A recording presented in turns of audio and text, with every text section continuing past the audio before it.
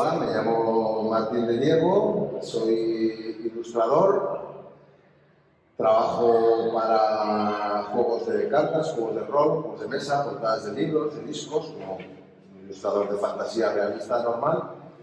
Y luego, aparte, tengo una línea de trabajos más personales donde vomito en el lienzo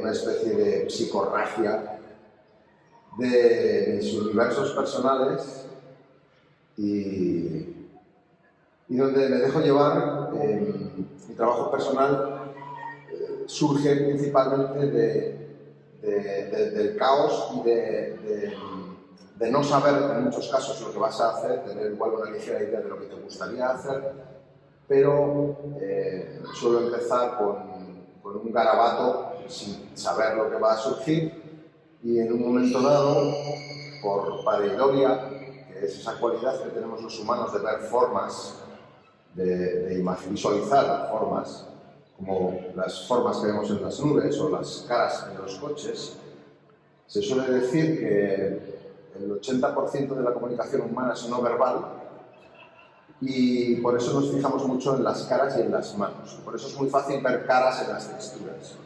Entonces, suelo disparar texturas, provocar happy accidents, que se llama accidentes felices, provocar accidentes con texturas y con formas hasta que visualizo algo, y a partir de ahí intento rascarlo, y se genera un baile entre el trabajo y yo, en el cual pues a veces la obra te pide una cosa y yo se la doy o no, o tomo otras decisiones, pero en cualquier caso es un proceso creativo diferente al de la ilustración, y es una cosa que disfruto mucho. Eso es, al final, preguntar el porqué de la naturaleza de cada persona. ¿Por qué yo soy así? Pues es una pregunta bastante complicada de responder aquí en este momento, pero básicamente soy así, es lo que me surge, es lo que me nace, es lo que me gusta. Y en principio date cuenta que, aunque puedo venir de otro tipo de imaginería también oscura, pero igual más gore, como puede ser igual, pues, gran parte de todo ese universo de fantasía y terror en el que he crecido, sí que es cierto que si tú ves, por ejemplo, mis últimos trabajos, si te fijas, casi todos son formas femeninas y me parecen más sensibles, o sea, me transmiten más sensibilidad, y casi todos están con los ojos cerrados, porque casi todos ellos son, para mí, yo los siento como transiciones entre estados de conciencia. Los puedes ver como, hay gente que los ve y piensa que son gente que está muriendo o gente que está naciendo.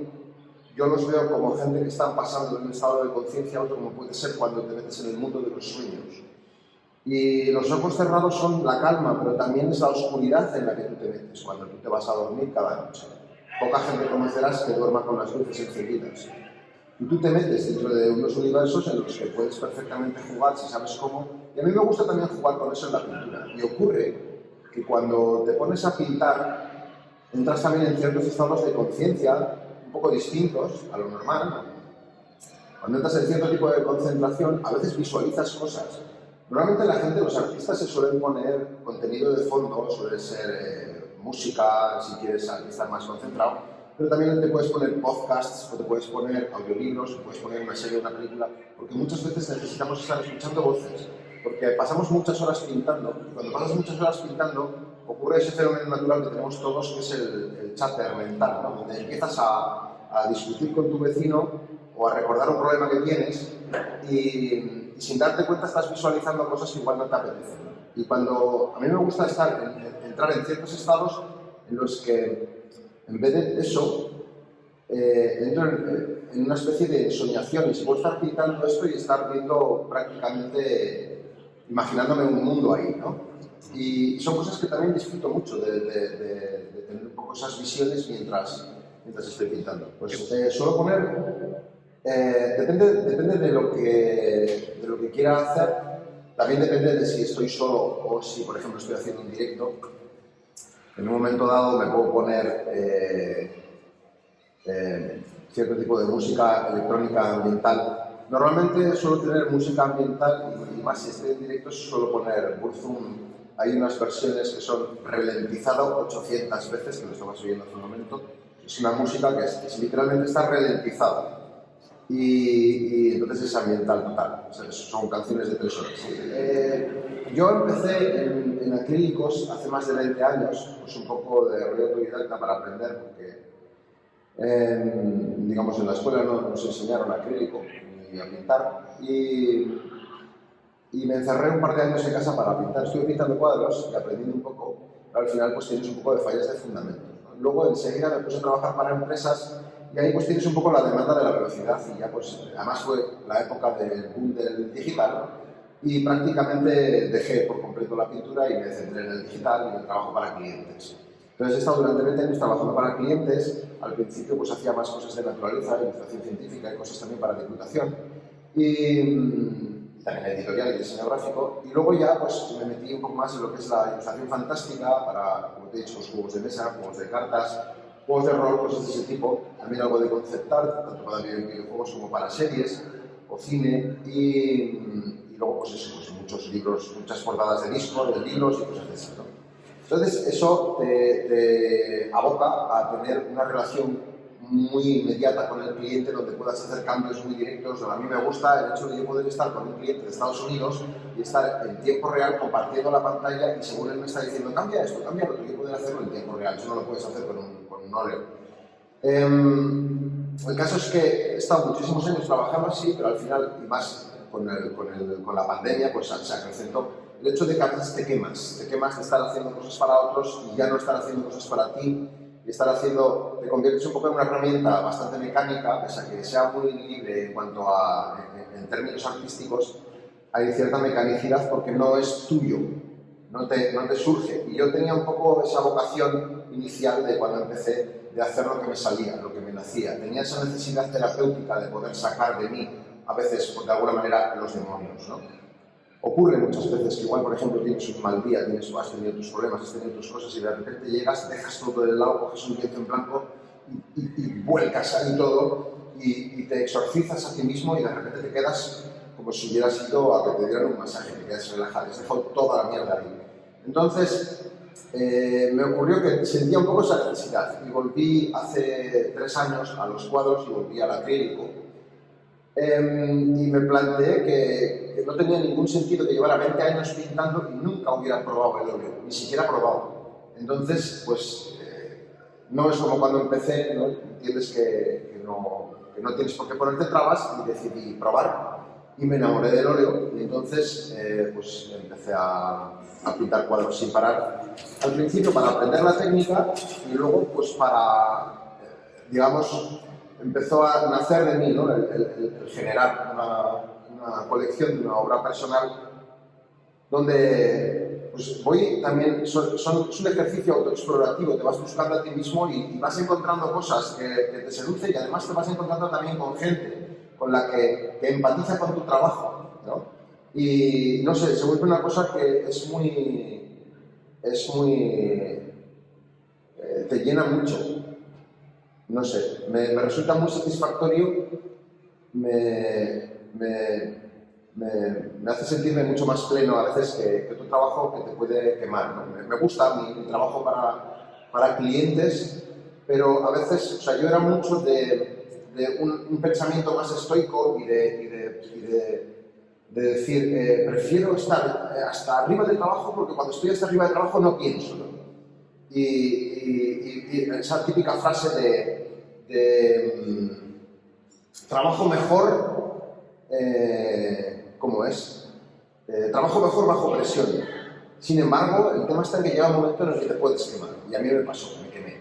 Y más después de la pandemia. Aparte, es un trabajo en el cual lidias, y más cuando estás a cierto nivel con ciertas empresas, lidias mucho con el síndrome del impostor y con un montón de conflictos psicológicos laborales y de hábitos, ¿no?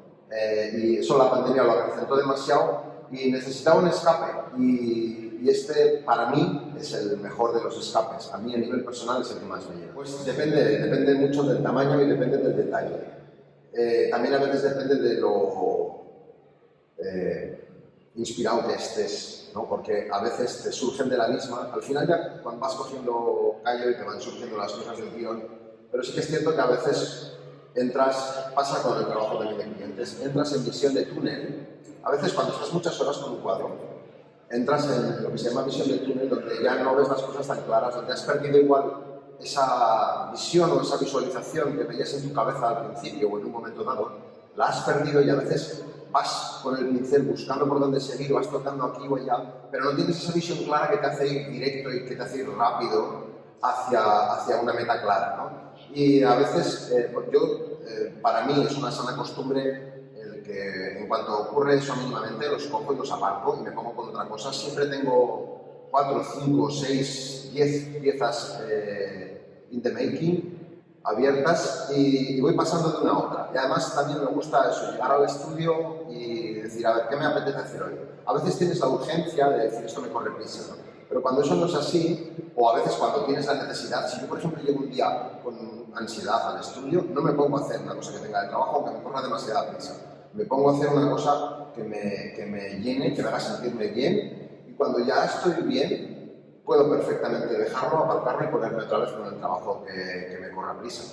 Entonces, ocurre que hay muchos trabajos de estos que los hago en diferentes sesiones. Normalmente, últimamente hago sesiones de entre 2 y 3 horas o más largas por pieza. Luego igual me paso a otra. A veces, cuando estoy con trabajo de clientes, igual estoy un rato pintando en directo o lo que sea, y luego lo dejo y me pongo en el ordenador con el trabajo de clientes y tal.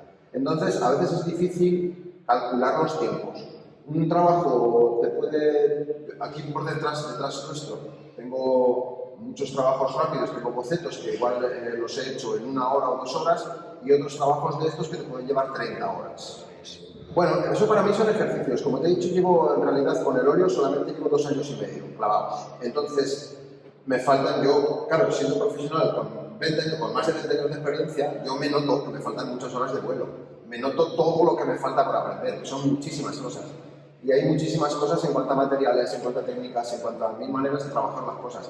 Y son cosas que disfrutas, entonces vas introduciendo cosas, de repente te apetece probar algo, pues voy y lo hago, no me corto, ¿no? Entonces, mis trabajos no son tan coloristas, más bien son oscuros, pero a la vez también hay ciertas cosas donde supongo que cada artista tiene facilidad también para unas cosas o para otras, o tiene tendencias. Pero eso no quiere decir que no aprecies, que no admires otro tipo de cosas que puedan hacer otros con mayor facilidad y que tú también lo intentes. Una de las razones por las que me pasé al óleo fue para practicar más la economía de trazo, porque precisamente siempre he adolecido, sobre todo en digital, pero también en acrílico, porque en acrílico hacía mucho veladuras muy aguadas. Entonces siempre he adolecido de lo que algunos llaman el relament, que es el estar picando mucho, metiendo muchas horas en un detalle y puliéndolo mucho en vez de tener un poco esa soltura de hacer con una economía de trazo, de hacer con 2, 3 trazos, resolver las cosas, ¿no? Entonces, precisamente, yo creo que el óleo, una de las cosas que te aboca es a eso. No tiene por qué, también depende mucho de tu técnica, pero es lo que yo buscaba.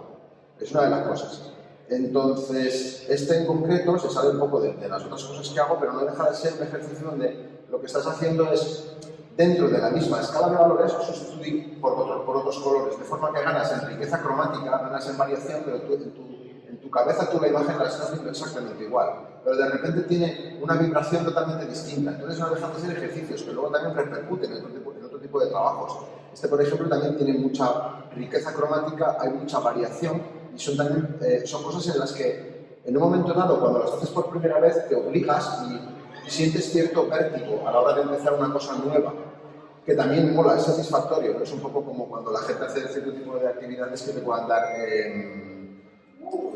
adrenalina. Pues tienes cierto vértigo a la hora de hacer ciertas técnicas nuevas y luego lo puedes aplicar, lo puedes repercutir sobre otro tipo de trabajos. Entonces, he estado probando mucho eso. Me refería a cosas como, por ejemplo, la sustitución de negros o de cierto tipo de sombras por rojos intensos, cosas que son cosas que las tienes que probar hasta que lo masterizas, ¿no? Hasta que consigues que te funcione bien. Entonces, pues últimamente también estoy probando muchísimo las técnicas, o sea, las texturas, los empastes. Hay ciertas cosas que intento implementar de forma que también las voy aprendiendo, ¿no? Y masterizando. La única manera que tengo de aprender cosas nuevas es implementarlas en mi trabajo, por la falta de tiempo. Entonces, al final, pues vas haciendo trabajos con esas cosas en las que igual eres un poco carente, pero tienes aprender. Referencias, la gente cuando ve mis trabajos enseguida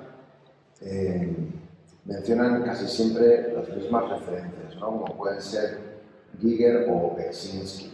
Como te comentaba antes, yo hago directos y la gente muchas veces viene y se suelta lo primero que les viene a la cabeza sin hacer un poco de research y sin mirar un poco lo que haces, ¿no? A mí, evidentemente, Giger fue una referencia como para toda mi generación, pero cuando era un chaval, hace 30 años. Porque es una referencia cultural de mi generación. Pero son cosas que te influyeron en su momento, que yo llevo haciendo estas cosas más de 20 años en digital. Entonces llega un momento en el que tú trabajas con una imaginería propia, te sale un poco de las tripas. No es algo donde estés constantemente referenciándote en redes. Como profesional, llevo muchos años nutriéndome y relacionándome con diferentes artistas y trabajo con, o sea, me relaciono con muchos artistas de todo el mundo que me pueden nutrir creativamente y que no son igual tanto ese tipo de referencias tan esto, pero sí, al final supongo que en resumidas cuentas sería básicamente eso, ¿no? Giger o Beksinski. Eso al final, en mi caso me llamaron ellos, sin más. Llegó a Magic the Gathering porque ya llevaba pues, 10 o 15 años trabajando para otras empresas y había trabajado para entonces ya para juegos de cartas del Señor de los Anillos, de Star Wars durante muchísimos años,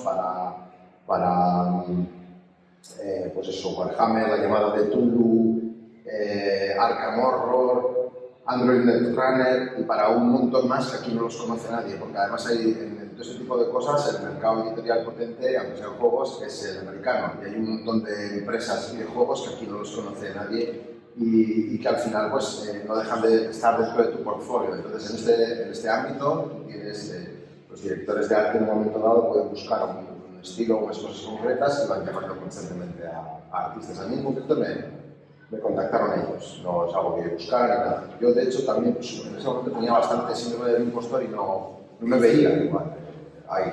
No, porque además yo he visto todas esas cosas crecer y son cosas que me han influenciado. Yo no he sido un gran jugador de Magic, pero sí he jugado otros juegos de cartas y de otros tipos y al final toda esa fantasía, toda esa imaginería, ¿no? de los diferentes IPs de los mundos fantásticos son cosas que se retroalimentan entre sí y que nos han nutrido a generaciones de artistas y que se han ido desarrollando lo mismo que se han ido desarrollando. O sea, es decir, ha ido mejorando todo ese arte a la vez que ha ido mejorando las técnicas artísticas. Es decir, mucha gente, por ejemplo, la gente que no ha estado viviendo todo el desarrollo del arte digital, no ha visto cómo ha habido diferentes revoluciones en el arte digital, ¿no? En el arte en general. Porque, por ejemplo, a la hora de tú aprender los fundamentos, no tiene nada que ver la velocidad de cómo puedes aprender y explicar las cosas en tradicional de cómo lo puedes hacer en digital, ¿no? Entonces, ha habido una serie de revoluciones que yo creo que han ido también paralelas precisamente a todo este mundo de la industria del entretenimiento, pero un poco de todo, tanto desde el cine como los juegos, en este caso juegos de cartas o juegos de rol o tal, o como los propios videojuegos y demás, ¿no? Ha ido un poco todo parejo. Un peligro, pues como todo es un peligro. Entiendo que cuando empezaron las empresas a fabricar zapatillas en China, pues el zapatero de Ningún, lo que fabricaba los zapatos con cuero todavía tradicionalmente, pues le parecería un peligro para su negocio, pero al final es lo que hay.